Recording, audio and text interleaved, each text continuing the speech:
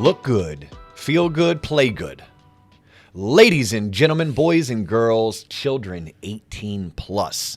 You are tuned into the Loan Officer Podcast with me, Dustin Owen, and today in the studio, image consultant all the way from Tom James, Florida State graduate, Jeff Taccetta. Jeff, welcome to the Loan Officer Podcast. Thank you, man. Appreciate you having me. Yeah, no, thanks for coming in.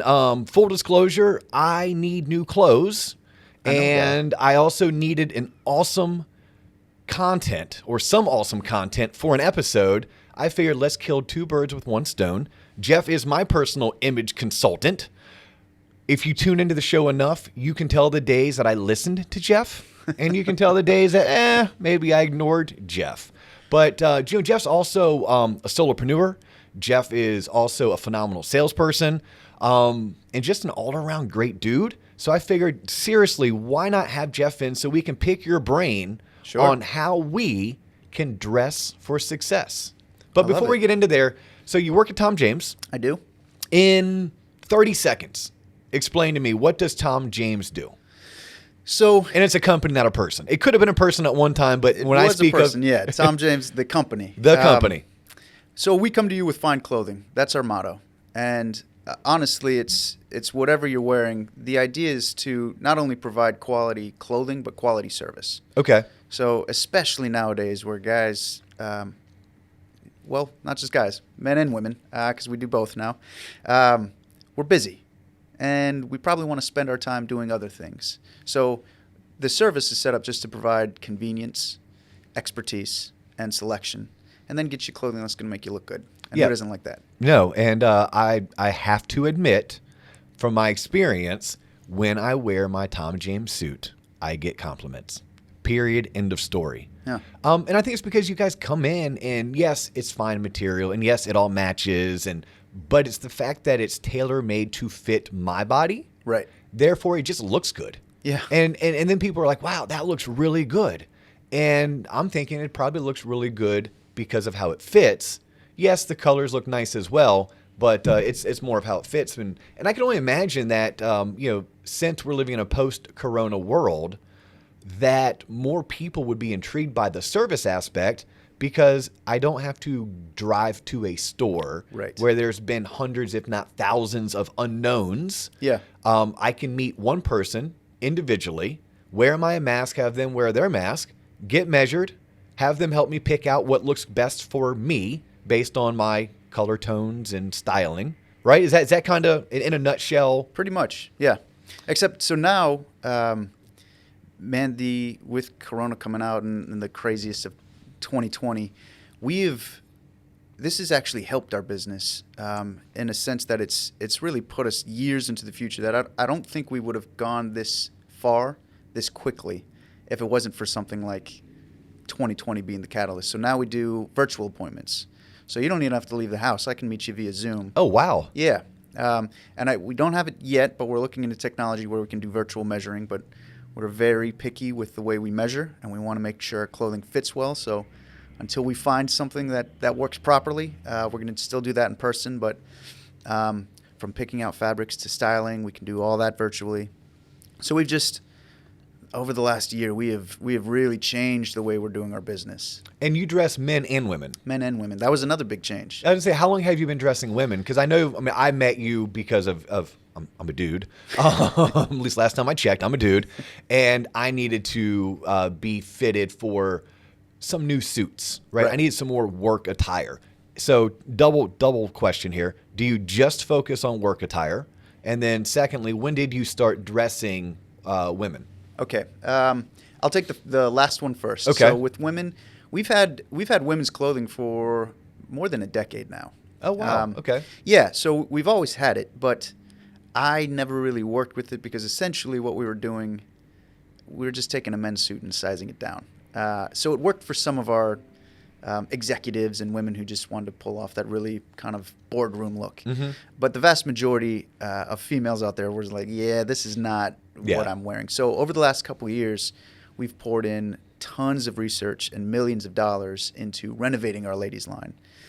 Because women's clothing like to have a little more fun with it. We need more variety. The fabrics need to change because we want things that have a little more stretch, different patterns, that kind of thing. So going into 2020, we were already doing that. And once 2020 hit, we just poured more and more into that because selfishly, if you think about it, now we just doubled our prospect pool. Mm-hmm. And it's funny, but I can't tell you how many male prospects I call on that are married. And one of the biggest objections I get is, all right, well, let me check with my wife. Let me make sure she likes this. Very few women will be like, hey, let me make sure my husband likes this outfit, right? So they make fantastic clients. So in 2020, we've come out with, it's almost every month we've come out with a new product for our ladies line. So yes, now we work with clients. This has actually been one of our fastest growing segments is our female clients because shopping is tough and there's really no other service like this for women out there. Well, buying off the rack is tough. Yeah. I mean, I'm married to my wife. She struggles buying off of the rack, right? Because she's only 5'3", and then I'm gonna butcher this, but she might be short waisted, meaning she has longer legs and a shorter torso, and right. Yeah, so finding things that fit. It's like something's not going to jive, right? It's going to fit the waist perfectly, but it's going to be too short in the legs, or it's going to fit the waist perfectly and be too long in the legs. And I can only imagine the benefit of being able to have someone come in and measure you, yeah, and then say, no, I'm going to make this so it fits your body perfectly. Right. How about this? Where do people go wrong? Is where I was going with the question. But like, what are some common missteps you see folks having when they are clothing themselves, when they don't have an image consultant? Right. Well, I think the main thing, honestly, is we've just been trained to settle with our clothing. So it's like, yeah, this shirt, it kind of fits good. It's a little bit tight in the neck and it doesn't, feel too great, but it's the best fit that I can find. So I like it and I wear it. And that's what I run into the most. It's like, we just settle on our clothing. Like it's serviceable. Yeah. It's nice. So a lot of people you've been trained your whole life because you're not doing custom when you're a kid, right? So it's like, it kind of fits, wear it, good luck. Yeah. So that I think is one of the main things. Like my biggest competition, honestly, there isn't another store, and I'm not trying to be cocky, but there's really not. We're the biggest in the world. I might be biased, but I think we're the best. There's not a lot of other companies doing what we do. So my biggest competition isn't another company. It's just obscurity. It's people not really knowing that this exists and not really having that expectation that, well, if I'm going to wear something, I want it to fit me. I don't want to fit me well, right? Yeah, and better yet, maybe it's a color selection that you don't have off the rack. Because when you go to the off the rack, you get whatever color that is in your size, your size ish. Yeah. And then you get to go. And it may be because we are groomed mentally that when you're a kid, you're growing, right? You're growing 2-3 inches a year. Right. So you buy clothes that last you for sometimes 3 months. If you're my son, who shot up like 6 inches in a matter of like 6 months. Good for him. And then, or it's at the most, it's 9 to 12 months before you're having to refresh. Right. As an adult, I mean, you go through your closet and you realize I've had this article of clothing for 9 years. Yeah. And it's still in good shape. Right. But then I backtrack. Well, then why didn't I go ahead and get the perfect match color-wise, pattern-wise, as well as style-wise, or the way it fit me, if it's going to have a shelf life that lasts a decade? Right. Exactly. But in terms of mistakes, let's maybe stay away from mistakes. It's a negative word. How about some go-tos? Like if I'm looking for I want to refreshen or freshen up my wardrobe. Sure. Both male and female, what are some early go-tos, like must-haves? So the hammer in the toolbox or the cornerstone of any wardrobe is a navy solid suit. So, dudes, listen up. Yeah. If you are a guy, right, you need to own a navy solid suit. Navy solid. With brown or with black accents, meaning belt and shoes. You can do either. And that's why navy is so just such a pivotal part of your wardrobe, because it really goes for any occasion. It goes with almost any color combination you want to put it with. And let's face it, every guy needs a suit. Yes.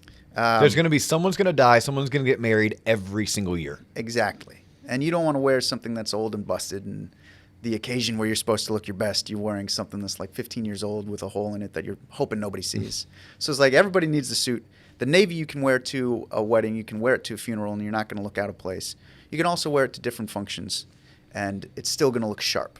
Now, you might not look cutting edge, but nobody's going to look at you and be like, ugh, I can't believe you wore that. Yeah. You know what I mean? And quite honestly, I don't think everyone can pull off cutting edge. You may disagree because that's what you do for a living. I'm not the image consultant here. Right. I'm just a viewer, right? I'm a viewer of people. I love to people watch. Well, not everybody should pull off cutting edge. Yeah. Like my financial guys, they probably shouldn't look like they're spending a lot of money on their clothing, because I don't want to run into somebody, and it's like, man, how much are you charging me if you're dressed to the nines like this? Yeah. With the flashy clothing. Now, a nice suit, it means you respect me and you got dressed up for this meeting. I really appreciate that. But I don't want to be, second guessing your rates and where the charges are coming from. Yeah, no one would that, and I think that's a valid point. Like, does that much thought need to go into someone's wardrobe in terms of, do you have to dress for a certain occasion? I'm wearing this today specifically. I did not wear it with the jacket. I wanted to go dressy. I knew you were coming in. I know you're always a very good dresser. This is also Tom James, so I figured why not rep the brand. But I made the conscious decision, I'm going to leave the jacket off, because the jacket to me is like boardroom. Like, okay, we're going to sit down and we're going to negotiate some kind of an acquisition today. And I'm dressed for that part. Today it's like, no, we're going to be a little bit more low key. So I'm going to go ahead and take the jacket off. If I tried to wear this, but I guess I'm saying this, assuming everyone's watching us on YouTube.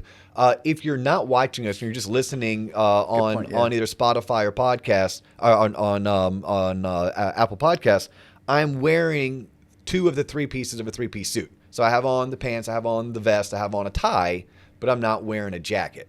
And what would you call this pattern, Jeff? That's plaid. And it's plaid. So it's gray with like blue accented plaids. I tried to wear this to a wedding, and my wife was like, she wasn't feeling it. Well, man, weddings are tough. Weddings are changing too, because I can't tell you how many weddings I will do the groom's suit for. And it used to be, okay, so we do the tux. And now it's become, this year, I don't know why, but red is a really popular color for wedding suits. Just maybe a jacket with black pants, or like red on red? Red on red suit. It's like 1977's coming back. 3 of them this year, and I'm like, I don't know what's going on, but all right. So you mentioned tuxedo. I'm gonna go all over the place with this. Okay. We're gonna try to get this show done about our typical 30 to 40 minutes. Jeff and I could probably stay for 2 hours. Tuxedos. At what point in your life, in someone's life, should a man own a tuxedo versus rent a tuxedo? Right. Good question. Tuxedo is what I consider a decade suit, because you're gonna have it for at least a decade, right? If you have occasions where you will need to wear a tuxedo at least once a year, it's like, all right, I know every year I have this coming up where I'm going to wear a tuxedo, then own a tuxedo. But how do I know if an occasion is tuxedo worthy? So, if you know, right? Okay. So I personally, guess I have yet to enter that phase of my life where I am on an annual basis going somewhere where a tuxedo is required. Right. Okay. Right. So galas, things like that, where it's like, okay, it's black tie. Everybody else was wearing tuxedos, and I'm going to be going to this for a couple of years. Like, we have award ceremonies in our company, and it's black tie. So you wear a tuxedo. So it's like, I need to have a couple tuxedos. 1, because it's twice a year. 2, it's a clothing company, and I can't. Yeah, you can't not look good. Right? Correct. But yeah, if you know you have it coming up on your calendar, and it's like, okay, I can trust that I have this charity function or this where I'm going to be wearing a black tie attire, then it makes sense, because it's the most formal you'll ever be. So you really want to look your best, especially for like weddings. Back when guys were still wearing tuxedos, like those pictures last generations, right? I've got a picture of my grandparents. So it's like, I don't want my grandkids to see a picture of me in a rented suit and be like, Granddad looked like a great guy, but that suit, oh, you know what I mean? So not that my kids would probably do that, but you get the point. Now, so are you saying tuxedo with a bow tie or tuxedo with a necktie?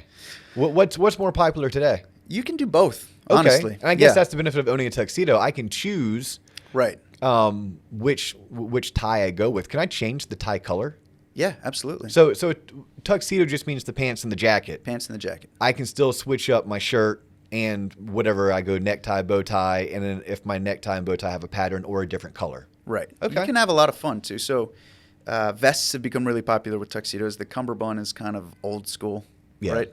Well, I don't know. Have you seen how the kids are dressing these days? Like the girls are wearing the high-waisted pants that go all the way up past their navel, and the guys are like rocking mullets all over again. So don't test this new generation that's coming up. They may be in cummerbunds in like just like 3 years. But. Right. Well, but that's fashion. There's only Yeah. so many things.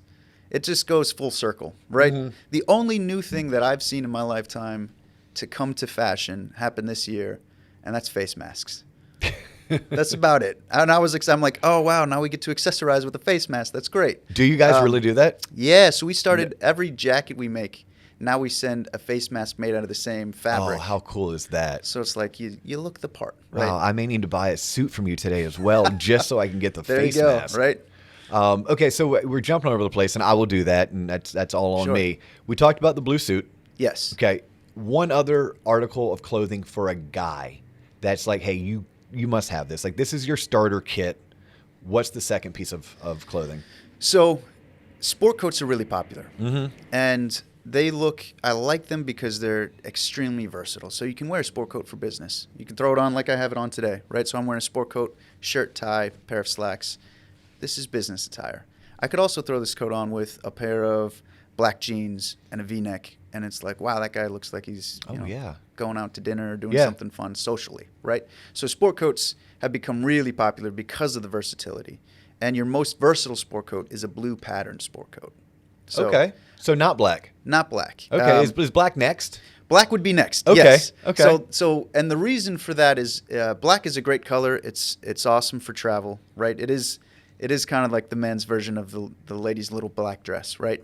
But a blue pattern sport coat is just a lot more versatile because black you can wear with anything but navy and black.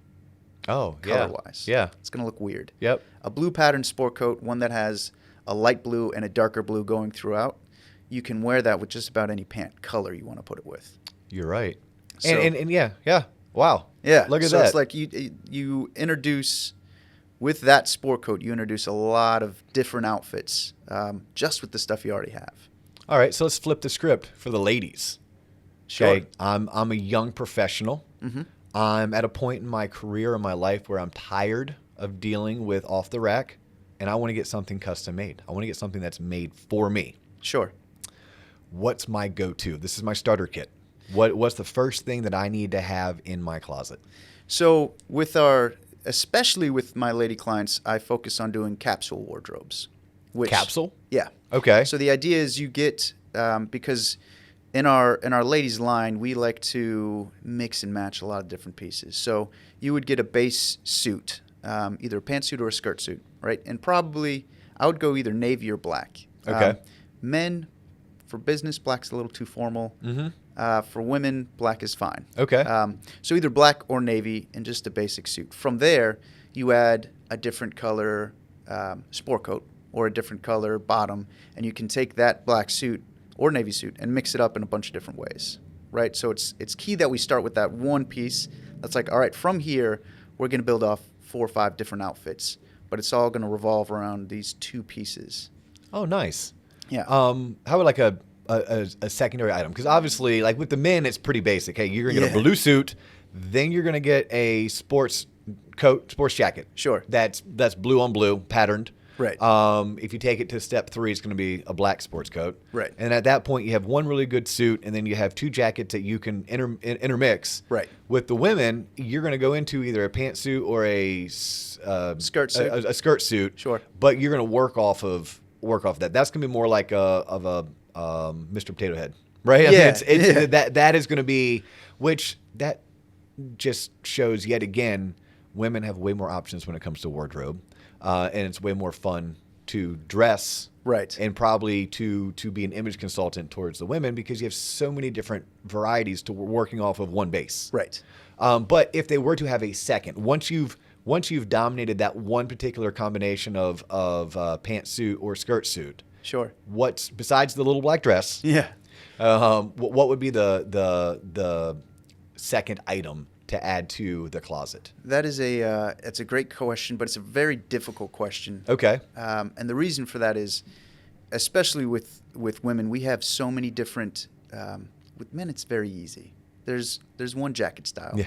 That's it. And there's one pant style. So it's like there's not a lot of variety that we have. Hold to on a work second. with. Men, there's one pant style. There's really one that you should be Pleats wearing. are not a style. Yeah. No. Unless you're very. It's funny. So everything's full circle. Okay. Right? Are pleats coming back? Pleats are coming back. Are they really? But it's very fashion forward at this point. Okay. Right. So it's not mainstream. Yeah. Not yet. But that is a feature to a pant, right? But it's not. It doesn't really change the pant. It's Okay. like it's the same pant. We just did pleats on it and threw cuffs, but it's the same pant. This is why I have Jeff in my corner, because I didn't know that. Yeah. So same thing with men's jackets. It's like maybe we do a couple different, button placement and a different lapel, but it's the same style jacket. With women's clothing, there's so many different styles and jackets. Some jackets come with lapels. Some we do no lapel. So some are longer than others to play with the style and have some fun. So there's so many different options that it's really hard to say, like, all right, here's where we go from there. It really depends on the client.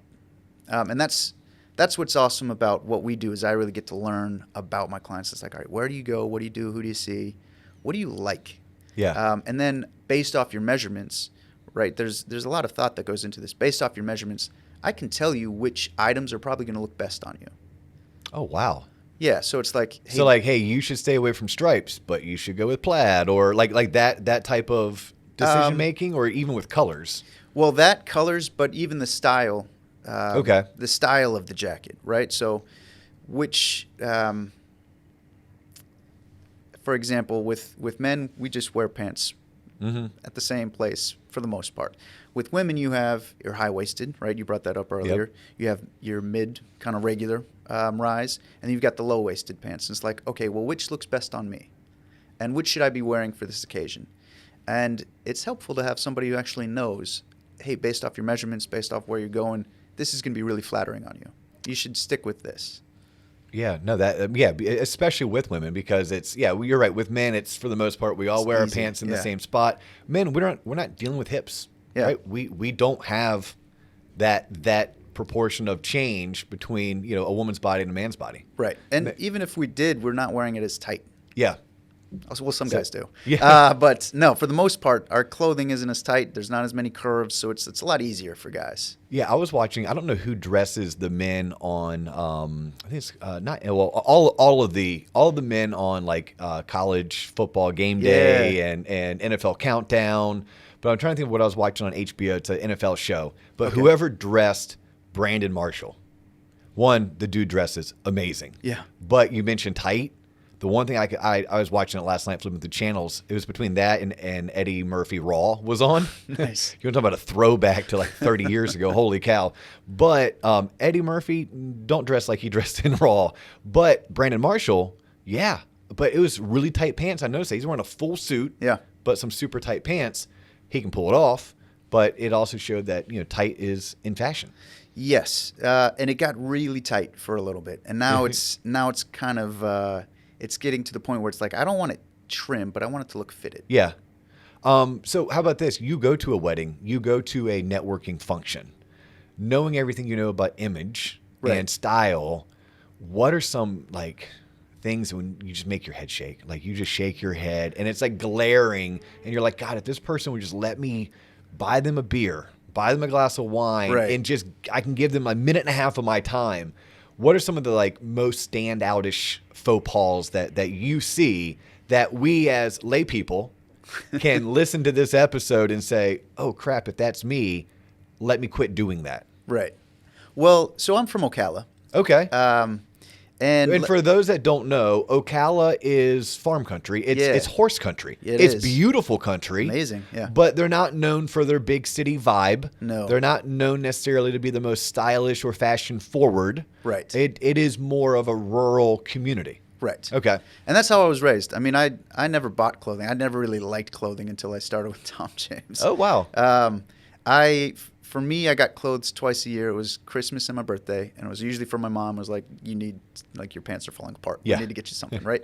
So I say that, one, because I've done a lot of this stuff before, what I'm about to mention. And two, I don't really, it's not like I'm walking around judging people like, I can't believe this. You know what I mean? Because sometimes you just don't know. Yeah. But for weddings, I can't tell you how many weddings that I've seen where there's, jeans and a button-up shirt. And it's like, you probably should dress a little bit better for the most important occasion in somebody's life. Yeah. Because dressing is, it's a way to show respect for the people you're with, right? Yeah. No, totally. I mean, it's two-part because you started with Dion's quote, right? When we look good, we feel good. Yeah. So you really want to dress well because it just helps increase your self-confidence. But also for different occasions, it's like, hey, I respect you and I put on my best because I want to enjoy this with you and show you that I really care. So if you're going to a wedding, yeah, throw on your Sunday best, right? That's what it's called, your Sunday best. So it's just, and I think it's just people don't really realize, and especially now when things have gotten more casual and you can kind of get away with that in your more day-to-day life. That Are you saying they got more casual just because it's the 2000s or because of COVID-19 or because we live in Florida? Yes. Yeah, all of the above. Yeah, Okay. yeah. Yeah, no, I find Jeff and I both live in Florida, born, raised, all that. And we dress down compared to our friends in the Northeast. Right. And a lot of that just has to be, well, it's freaking hot down here. It So wearing a suit every day is not as conducive versus when you live up in the Northeast. Or Right. even I lived in Atlanta for a couple of years, and people dress more conservative. They do. And by conservative, it's you're not wearing jeans to a wedding ever. Yeah. But yeah, I have noticed with COVID-19 and more people working from home and less face-to-face interaction, then you have people that are dressing as if they're going to watch their son or daughter play in a lacrosse tournament Right. to the office. Yeah. I don't know if I'm really jiving with that personally. Yeah, it was unfortunate. One of my clients passed away, and I went to the funeral. It was via Zoom because it was kind of when COVID was in its heyday. But I put on a suit, and I'm sitting in my living room, and I'm paying my respect, and you know how like the boxes are all up there, and you can see it, and it's like people are wearing pajamas still. Like taking it from their bed, you know what I mean? Yeah. And I'm just watching, like, come on. Well, and I do look. I buy into the look good, feel good, play good. Right. I mean, I've bought into that since I was probably a kid. Right. And I know maybe not everyone is that way, but maybe I encourage folks, if you're ever feeling down, Yeah. if you're ever feeling down, just try it. A hot shower, a clean shave, and put on some nice clothes. Yeah. And just the mood change. It's a great way. It's an easy life hack to flip the script. It really is. You just got to do it. Just got to do it. So that's it's funny you mentioned that because just yesterday, this is kind of a theme in our company. And one of my partners yesterday, he didn't have a full day, and he did this, and he had a fantastic day after it. But what we tell our partners is on those days where you have no appointments, where it's like, I don't know if I'm going to do well at all today, put on your very best. Wear your favorite, put on your best suit, whatever you think you look the best in, because it puts you in a good mood. And selfishly, like, yeah, people have to see me. And it's like, I'm not just going to wear this and sit in the office all day. I'm going to get out. I'm going to try to meet people, and I feel good about what I'm wearing. No, right? I love that. I'm going to flip the script a little bit. Okay. So Let's do it. for those people who are tuning in, who this is your first introduction to Tom James, the company. Sure. And then Jeff Taccetta, the solopreneur, the salesman.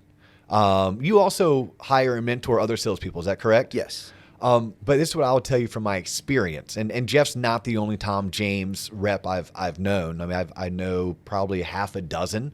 You and Teresa Runge, right? It's now Sproul. It's but now it was Sproul. Rogie. Rogie. I Yes. used to always butcher her last name. I butcher a lot of names, though. We're probably the two I knew the closest. Sure. But here's what I can tell you. Some of the best salespeople, business professionals that you will meet is anyone who has worked at Tom James for 2 years or more. And I say 2 years or more because it's a sales gig. Yeah. And sales gigs are hard and not everyone succeeds. Sure. But if you succeeded in a sales gig at Tom James, you're going to be one of the most well-rounded, professionally trained salesperson in the country. I want to tap into that a little bit because a lot of our audience, that's what they do. They sell and market themselves in various industries. Right. What are some like key takeaways that you have learned? You've been with Tom James for how long now? 10 years. 10 years. Yeah. And you are, I'm guessing, in their top 10%, 5%, 1% of sales? Probably closer to 20. We've got some really good salespeople Okay. in our company. Okay. Yeah. So you nailed it, stay yeah. humble, stay Yeah. humble. Okay. But you're one of the best they have. Right? Even if you're top 20, right? You are better than 80% of the folks that do what you do. How is it that you're able to do it? What are some common practices? And maybe we'll start with when you're hiring for Tom James and you're looking to bring someone into this awesome company with a very unique culture and a top level sales culture. What are some characteristics that you're looking for? So we look for three. It comes down to three things that I look for and that we look for as a company when it comes to hiring somebody, and it has nothing to do with sales experience. Some of our best salespeople have no experience in sales at all, but it's coachability, right? Okay. So I need to be able to train you. If you're not coachable, then I got no shot of getting through to you. Ambition is probably the most important. And you can't teach that, can you? You can't teach it. Have you tried? I've really tried. Yeah. And it gets to a point where sometimes I want it more than they want it. Yeah. And I'm like, just come on. I've failed for a decade. Right. Trying to teach ambition. So, okay. So coachability, ambition. And then character. Okay. Can you interview for character? And if so, I'm curious. It's hard. How? Okay. It's very hard. Okay. I mean, we try to ask questions and we try to get a read, but it's really hard. The way we interview, we'll do a ride day, so we get people in a car the entire day. So it's like eventually the real them kind of peeks through a little bit. It's hard to, keep this facade up for an entire day. Is the ride along also to scare them away if they're not truly serious? Out of curiosity. No, and it's more, I mean, the way we approach it's like, yes, you're trying to sell us on why you should work here. We're also trying to sell you on why you should work here. And we want to give you a real scenario of like, this is what your day-to-day is going to look like. Because if you're not on board, and part of the interview process at the very end is like, hey, your first 3 years, it's going to be tough. Mm-hmm. You're going to work a lot. And we're going to be demanding. And if you're not good with that, it's fine. But you need to be good with that if you're going to work here. Yeah. Well, it's like anything. I mean, you work for Tom James, and I keep on calling you a solopreneur. A solopreneur to me is someone who works for themselves underneath a larger umbrella, right? Tom James is your umbrella, right? But you work for Jeff Taccetta. I mean, it is on you to go out and find your clients. It is on you to service your clients. It is on you to leverage your clients to introduce you to your future clients. Right. So you have to have a certain amount of ambition and drive in order to do so. Yeah. The character aspect. When you say that's the third characteristic that you're looking for, right? You be coachable. You need to have ambition, and you need to have top-notch character. What's the rationale behind the character? So I'm really lucky. I get to work with some of the best in the world, right? Mm-hmm. So my clients, they're the most successful in their industry. And you can't really pull anything past those guys. Yeah. They can. That's how they got so good at what they do. Is like they can see through. Yeah, they have a bullshit meter, right? That is a little bit more in tuned than the average Joe or the average Jill. Exactly, and that's why they're in those positions. So if you're coming in and you're doing shady work and things like that, you might be able to keep it up for a little bit, but eventually they're going to see right through it. And the nature of our business is. It's relationship based, but we do high transaction because you're meeting with people constantly throughout the year, right? So because you have so many touches with your clients, maybe you can pull it off for a few months until they start realizing like, I don't really like the way this guy operates his business. Yeah. Maybe he's not being completely honest. Something's off. Our clients and they can tell if you're faking, right? And I found this out the hard way, and it was not for me doing anything shady, but when I first started, I went through the Florida State sales program, so I was coached in sales. Okay. And when I started at Tom James, I did these sales the way I was taught to do sales, right? Which was very formalized because in the sales program at Florida State, there's like a checklist of, all right, did you do this? Did you do this? So I Like, would sit down. and were they teaching you things like the takeaway or the assumptive close or how to set proper expectations going in? Exactly. Okay. Yeah. So I would sit down and be like, Mr. Prospect, thank you so much for your time. When we spoke earlier, we agreed upon 20 minutes. Is that still agreeable for today? And then I'd be like, here's my business card. May I have one of yours as well? And it was just very formal. And I was doing a role play, essentially, just trying to sell a guy off a role play. And I didn't realize I was doing it until we do trunk shows. So we'll invite our clients out.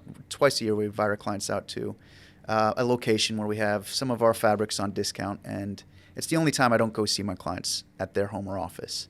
So it's like my second year. I'm sitting there with one of my clients, and I'm trying to, work through this presentation and sell them a suit.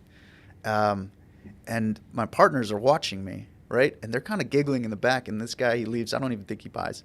But they come up and like, dude, that was hilarious. And I'm like, what are you talking about? I was like, that whole show you're doing, that was funny. I'm like, what do you mean? They're like, yeah, with the hello, Mr. Prospect thing. I'm like, you guys don't do that on your appointments? Like, no, that's what you do all the time? I was like, yeah. They're like, oh, you got to stop that, man. So then that's when I started. It's like, all right, my clients could tell that I wasn't being the real me. Mm-hmm. And it wasn't a bad thing. I was trying to put on this professional image for them to impress them, but you're stiff. Yeah, and they not could tell. genuine. Yeah, they're like, something's off with this guy. Yeah. He's hiding something. I don't know what it is, but I don't like it. Yeah, no, that is such a key point in life. Yeah. I find I like genuine people. Absolutely. Right? One of my best friends, some people would say is an asshole. I would say no, he's truthful and genuine and someone I trust with my life. Right. But sometimes when he is him, he doesn't hide from who he is and he tells the truth. People don't like hearing the truth and not always in an open format. Yeah. For me, it works perfect because I know he's never going to lie to me. I know he always has my back. Right. Right. He has my 6. Yeah. But, so like I will verbalize to folks that I'm coaching, like, you got to be you. Yeah. You got to be you. If you listen to the show, you will notice that I don't mince my words. Because if I did, I wouldn't be me. I'd be fake. Right. Right. And the show just wouldn't come off. So I'd rather someone not tune in because I called John Coleman a motherfucker. I said bullshit to you. By the way, JC now has to bleep that. It's pretty awesome. But hey, you never know. Like that's me. You weren't being genuine in sales. You were a little bit robotic. Right. Exactly. Therefore, people didn't trust you. They didn't get to know the real Jeff. Yeah. Therefore, they couldn't buy into what it was that you were trying to do to help them, the service that you were providing. Absolutely.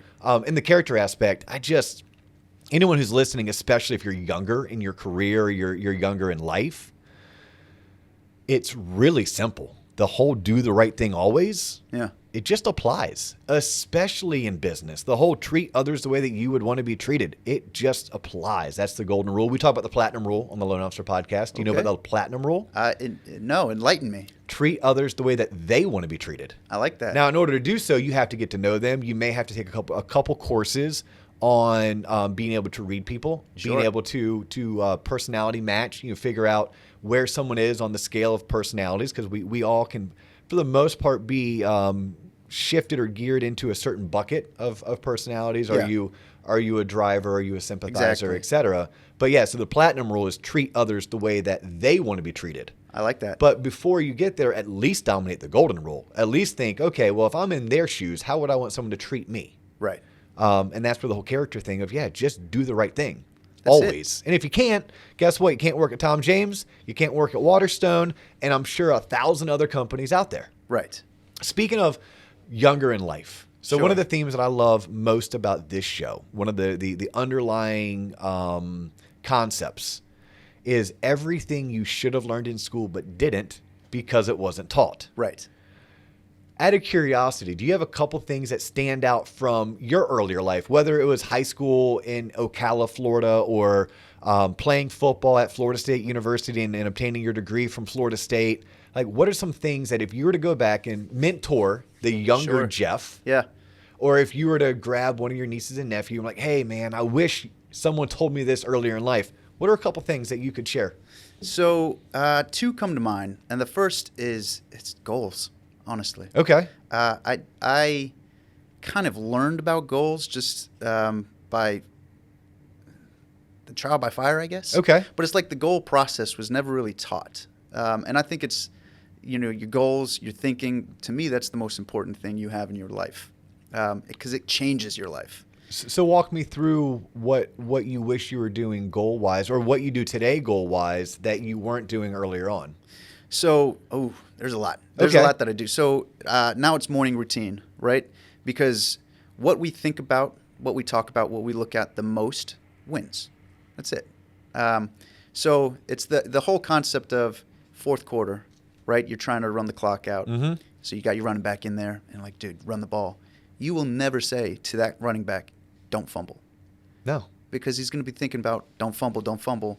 Fumble is going through his mind, and he's going to fumble the ball. So what do you say? Hold on to the ball. And now all he's thinking is positive, right? Hold on to the ball. So what you think about the most is going to win, because we can only have one thought at a time, right? And it's either taking us to the positive or the negative. So At what age did you learn that?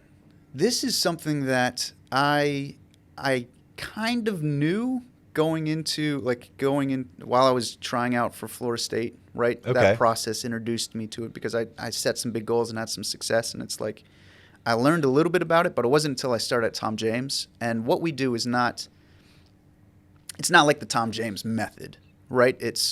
We just find success principles, and that's what we base our business on. So what I learned to be successful at Tom James is what really anybody needs to learn to be successful at anything. So that's when I really started recognizing, like, all right, that's why it's important to not just have a goal, but to write that goal down. Okay. Right. So there was a study done, I believe it was done by Harvard, where they polled all these graduating kids, and they're like, all right, how many have goals? How many are writing them down? And I think of the 100 or so people that they surveyed, 30 of them had goals. And of those, or 30% had goals, 3% actually wrote down their goals. And the numbers were ridiculous of how much more the people who had goals and wrote them down, how much more they earned income-wise versus the ones who just had goals but didn't really write them down, or didn't even have goals and just were like, yeah, I'm going to do my best. My guess would be it's okay, set a goal. Right. But the fact that you write it down, you've already multiplied your success rate or the likelihood of success. Right. But is it more than just setting a goal? Like, I would guess there has to be some kind of an action plan put together. Absolutely. Because a goal without an action plan is just it's a hope. Right. So do you incorporate, this is my goal, but more importantly, these are the 3 tasks I must dominate daily, weekly, monthly, and if I focus on winning those tasks, I will achieve the goal. Right. So, so there's 2 sides, right, for the goal. Once you set the goal, you have to break it down into believable steps, right? And for me, I try to keep that process extremely simple. And so in my business, the one thing that I really focus on is setting appointments. If I set enough appointments, then I don't really have to struggle, because I'll get in front of enough people, and the law of large numbers, I'll hit my goal eventually, right? And it's measurable. You setting appointments is measurable. You can go to bed at night and Right. say, I want to sell this much dollar amount in clothes in 2021. Right. But that by itself, even if written down, doesn't do you a whole lot of good. Right. If you then back into it, say, in order to do so, I must set 5 new appointments a day. Right. Then you can measure your success on a daily basis, right? Based on those Absolutely. appointments. Okay. So now with that is not controllable, in the sense that I can't force you to set an appointment with me. I can do everything I can, right? And I learned this 2013. I had this kind of come to Jesus moment in my business. I'm like, I have to hit this goal. And I remember sitting down with my leader, and I told him my plan. I'm like, it's 5 appointments every single day, no matter what. And I was dead set on it. It's like, Was it really 5? Yeah. Okay. Because I that's- randomly just threw that out there. That 5 has been my number. Yeah. So he's sitting down, and he's like, all right, so what if you don't? I was like, his name's Tom. I was like, Tom, you don't get it. Like, I'm hitting this. There is no I don't. He's like, but what if you don't? Tom, I'm hitting it. Yeah. I've decided. And he's like, all right, it's 8 o'clock, and you're at 4. What are you doing? I'm like, dude, I'm hitting my appointments. And he's like, all right, it's 12 o'clock at night, and you're sitting at 4 appointments. Are you still hitting your 5 appointments? Like, what's going on? And essentially what he was trying to teach me is like, you need to have a controllable tied to whatever that daily outcome is, right? And the reason for this is, for me to hit my goal, I need every day to be a win, right? So back then it was, I will set 5 appointments or I will stay in the office until 7:30 dialing. At that point, I either set 5 or I stay till 7:30 dialing. It's a win. Yeah. And the reason that's important is me setting a goal is I'm trying to trick my subconscious mind, right, into believing that I've already set it. I've already hit it, right? So when I say my goal, it's like, at that point it was President's Club, which is kind of a milestone in your career. And it's like, I hit President's Club. I hit President's Club. And I'd say that to myself every single day. And the idea is to train your subconscious mind to believe that's already true. And then it's just going to go to work for making it happen, right? Because your subconscious mind doesn't really know the difference between reality, right? It just takes what you give it. So that's why people who tell themselves their whole lives, I'm bad with directions, are bad with directions. Yeah. Because you've trained your subconscious mind just to believe, all right, I guess you're bad with directions, right? So if I'm setting this goal, I need my subconscious mind to believe I'm the kind of person who does what I say I'm going to do. So if I say I'm going to set 5 appointments today, and I also say I'm going to hit President's Club, and I don't set 5 appointments, now my subconscious mind is like, well, you're not the kind of guy who does what you say you're going to do. So now there's this kind of vague, some doubt on President's Club. Okay. So it's like, you probably won't hit President's Club. So for me, it was important. That's like, I gave myself 5 months. Every day for 5 months, I did exactly what I said I was going to do. And it was either 5 appointments or 7:30. Or that's it. Because 7:30 is something you could win daily. Yeah.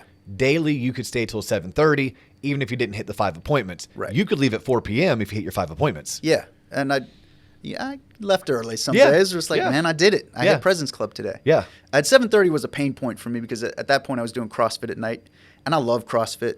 And class started at 7. I was like, I have to miss that. And then A little sacrifice there. Yeah. I like it. Yeah. Date night was Wednesday, and that usually would start around 6:37.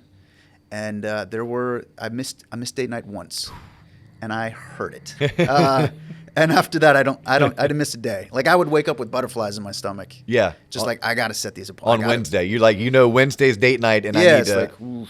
All right, let's get these set like by 12. Yeah, so you learned fairly early in your career, but it could have benefited you even earlier in life if you were to become intentional with goal setting. Right. Right, because I think that's what it is. It's, we can set goals, but are we intentional with it? And are the goals realistic? And then do we have a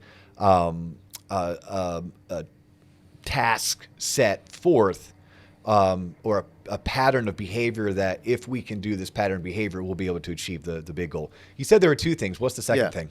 So the second thing is actually, it ties in because before you set goals, you need to have belief. And that, I think, to me is one of the biggest things. And I've really been working on it, especially this year, is if you don't believe that you are capable, if you don't believe in success, then it's a very rare chance that you're actually going to be successful, right? So believing in yourself is, I think, the most important part. And the reason it's coming to light this year is there's some people in my company who they sell extremely well, but this year they're really struggling. Mm-hmm. And it's like, well, what happened? You started doubting yourself, right? Because circumstance is circumstance. We can look at what's happened this year and be like, it's really negative. Or we could look at it and be like, hey, it's really positive. Like, it's helped our business just grow into different areas. Yeah, you guys, before February of 2020, you probably weren't doing a whole lot of Zoom meetings. You weren't looking at technology where you could potentially measure someone virtually, and now you are. You didn't go full steam ahead into women's wear. Right. You had it, but you weren't all in. Exactly. And then you fast forward 9 months, and here you go. You're doing Zoom. You're figuring out technology on how you can measure virtually. You're all in women's. Like, there's a massive benefit to the pain that was felt early on. And I even know from watching you personally, you're like Mr. Social Media, Mr. Video Marketing. I've known you for 7 years now. I've never known Jeff Taccetta with Tom James to be doing these awesome videos about the latest fashion wear and how to dress for this occasion. Right. But I know you that way now. Yeah. And that could only have it enhanced your personal brand, let alone the Tom James brand. Yeah, it's helped. It's fun. Yeah, it is fun. Like that's the show. People are always like, "Oh, Dio, what's up with the podcast?" I'm like, man, at this point, it's my creative outlet. Yeah. And as long as we get 2, 3, sometimes up to 5 people reaching out to us organically, saying, "Thank you, that was awesome. Can you do a show on this?" I've had a phone call from a younger college grad in Georgia who wanted some career advice. That's And I'm like, awesome. yeah, That's like we real spend a awesome. couple Yeah. hours a day. It's fun, right? I get to hang out with cool people. And I get to kind of scratch my creative itch. Yeah. When you're talking about beliefs and believing in yourself, do you have any tips or tricks or tactics or hacks? Like, I think it's easy to say, believe in yourself. Yeah. But what if you're a 20-year-old college kid and you're like, but Jeff, I don't know how to believe in myself. Right. I mean, any good books you could recommend, any good courses, or even a mindset switch? Yeah, mine's for sure mindset. So self-image. The president of our company was talking about how do you work on your self-image. So he said, first you need to know who you are. Second, you need to know whose you are. Third, you need to make and keep meaningful commitments. Wait, whose you are? Whose you are. So that when he said, he's like, now that's a faith thing. And Okay. I'm not going to jump into it with you guys unless you really want to. Okay. Come talk to me about it. Whose you are, meaning who do Yeah. you belong to? Who do Right. you represent? Exactly. Okay. What's your purpose? What's your purpose? Okay. So what I've been focusing on is the know who you are. And in my mind, I kind of came up with this method that when we hire people, it's like, this is what I walk you through. I called it the AOA method, which is anchor, own, affirm. Anchor. Anchor, own, affirm. Okay. So first you have to anchor. And by anchor, it's like, I want you to put together a highlight reel of your life, of all the like things you're really proud of, all those past successes. It's like, you know what? I did this really, really well. And it can be something silly. It doesn't matter. Just whenever you think about it, you have that sense of pride. You're like, yeah, that is me. Yeah, Right? David Goggins writes about it in his book Can't Hurt Me, and he calls it putting cookies in the cookie jar. Yeah. It's always something That's that a great book, by the way. awesome book. Oh, man. But like, yeah, you need to be able to when life gets hard, Yeah. you need to be able to go to your anchor. Yeah. And you need to be able to pull from it to remind yourself, yeah, you are a badass. Right? You might not Absolutely. be feeling like a badass right now, but you've done these 5, 7, 12 badass things in your life. Right. Pull from them. Absolutely. I love that. You call it an anchor. Anchor, yeah. Okay. And you see it like so in MMA or boxing or whatever, when they announce the guy, they have all these nicknames, right? And Yeah. it's like, oh, those are past successes that this guy had because he's about to go in a fight. So you try to amp that confidence Yeah. up, right? And eventually, what that should be when you anchor that much, to me, that should culminate in when you say your name, you're bringing up all those past successes, right? So your name, it's the most beautiful noise in the world, most beautiful sound in the world, right? So it should mean something. Unless my mom is saying it. Yeah, there's, And then it's like, oh, God, what do I do now? But so when you anchor, it's like that's defining who you are. And you need to have that kind of confidence. If you're going to set any kind of goal, because your goals should be really big and intimidating. And if I'm not anchored on knowing that I'm the kind of guy who can hit those goals, then setting a big goal is actually going to tear me down. Because I'm going to be like, that's terrifying. I don't even think I can hit it. And now it's negative. Yeah. So anchoring is like look back on all the, and there's plenty, right? Mm-hmm. If you're walking, then you fell down a ton of times to learn how to do it, right? As a child. So it's like, hey man, I figured that out. You know what I mean? I'm here. That was like a 1 in a 4 million chance that I'd even be alive. So I got that going for me. Yeah. So it's like, man, I don't care how small it is. Look at all the wins in your life. Anchor on that, right? And eventually turn that into your identity. So when you say, I'm Jeff Taccetta, that's what I'm like. I don't have to go through the highlight reel. It means something to me. The own part is that's when we start looking at problems, right? And that's when we deal with current reality. And owning is just like accepting what you're bad at. You know what I mean? Now you have to anchor first, because if you just look at the negative, then you're like, well, I'm just a horrible person and I got no chance, right? But it's like, yeah, you need to accept the things. It's like, this isn't going that well. And you know what? That's fine. The best example I can have of that, have you seen the movie 8 Mile? Yes. Love it. Right? Well, especially the last rap battle. Yeah. Oh. So what does he do? Like at the very last battle, what does he do? He takes ownership of all of his missteps or Right. or negative qualities, and he he being Eminem, or Eminem's character, Rabbit, B-Rabbit. There you go. He actually beats his opponent to the punch and says, I know you're going to say all this about me. Right.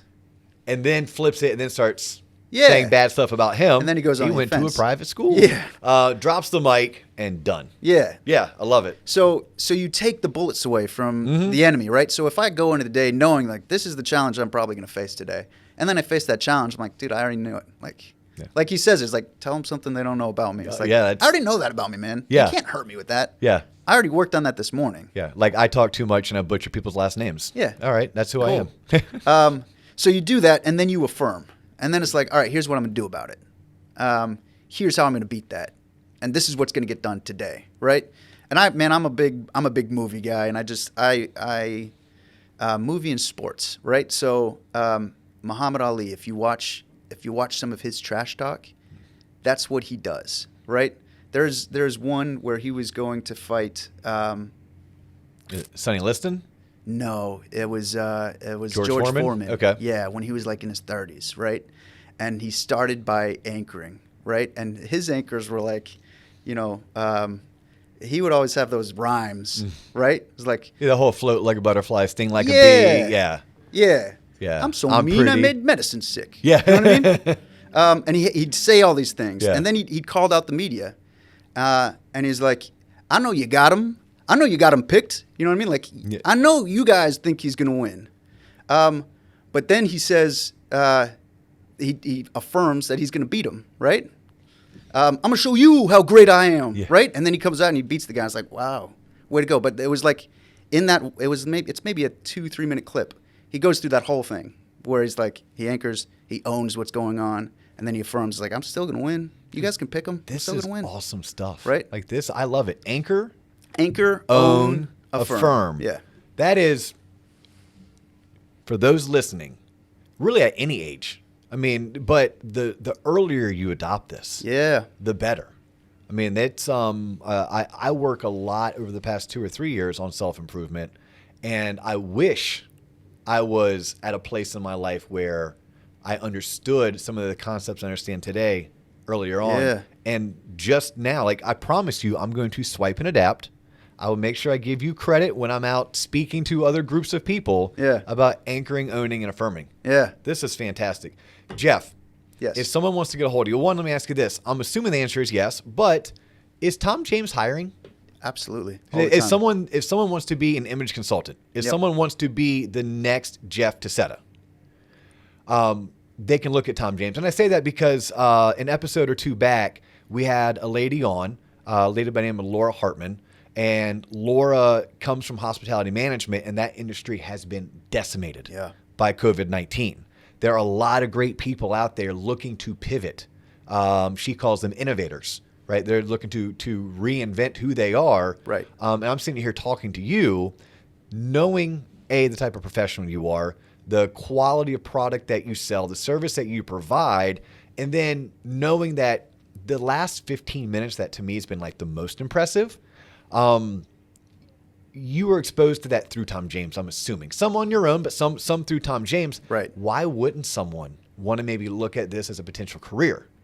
So I'm going to ask you to throw out your contact information. This is now going to be kind of twofold. Sure. Look, if you want to look good, because you understand in order to look good, Which one? feel Yeah, I good, got feel you good, covered. play good. If Yeah. you want to play good, but you got to feel good, and in order to feel good, you got to look good, Jeff's your man. But also, if you're looking for a career change, right? If doing what he does for a living and being able to riff and spit some of the stuff that he just talked about with goal setting, right, and anchoring and owning and affirming, you're going to be a part of a company and a culture who's like that. Reach out to Jeff. And Jeff, how would they get a hold of you?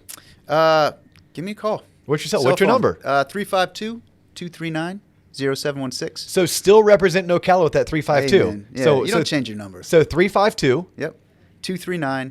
239-0716. He's Jeff Taccetta Yeah. with Tom James, the company, the clothier. There we go. I'm Dustin Owen with the Loan Officer Podcast. You can find us on YouTube, on Instagram, on Facebook. We are at the Loan Officer Podcast. Individually, if you want to find me on LinkedIn, Dustin Owen.